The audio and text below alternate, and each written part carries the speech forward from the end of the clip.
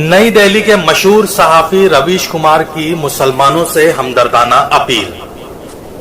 रवीश कुमार फरमाते हैं कि मेरी अपील है कि आप लोग भाजपा और आरएसएस की मजम्मत करना बंद कर दें। आपकी मुखालफत ही उनकी ताकत है। वैसे भी जम्मू और कश्मीर को छोड़कर ना तो तुम्हें कहीं का वजीर आला बनना है और ना ही वजीर आजम। जिनको हुकूमत लेनी है वो अपने आप आरएसएस और भाजपा की काट पैदा कर लेंगे।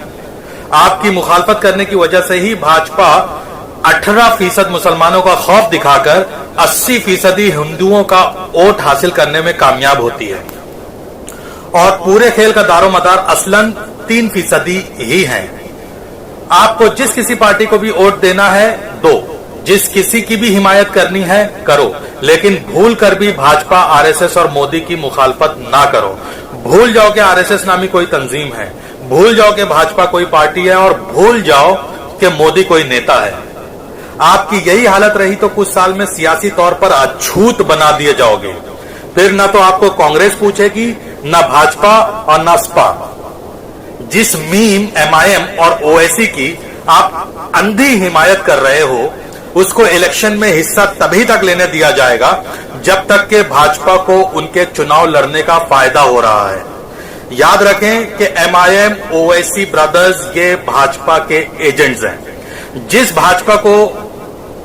दिन भाजपा को लगेगा कि अब उनके चुनाव लड़ने से उसे नुकसान हो रहा है, उसी दिन मीम पर पाबंदी लगा दी जाएगी, जैसा कि पहले 30-40 साल तक पाबंदी लगी थी।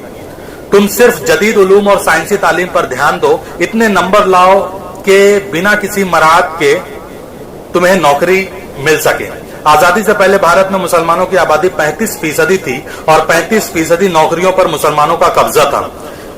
उस वक्त मराहत जैसी कोई चीज नहीं थी। जो उस मुकाम तक पहुंचते थे वो अपनी काबिलियत के दम पर ही पहुंचते थे।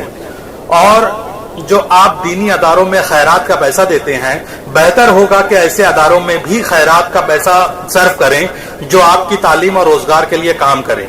अगर ऐसे अदारे नहीं हैं तो बनाइए। याद रखिए, ये वक्त तो कंपटीशन का दौर है और आप हर मैदान में पीछे हो रहे हैं। किसी भी तरह की सरकारी इमदाद छोड़ दीजिए। जो करना है आप अपने दम पर करिए। रवीश कुमार, सहाफी, एनडीटीवी।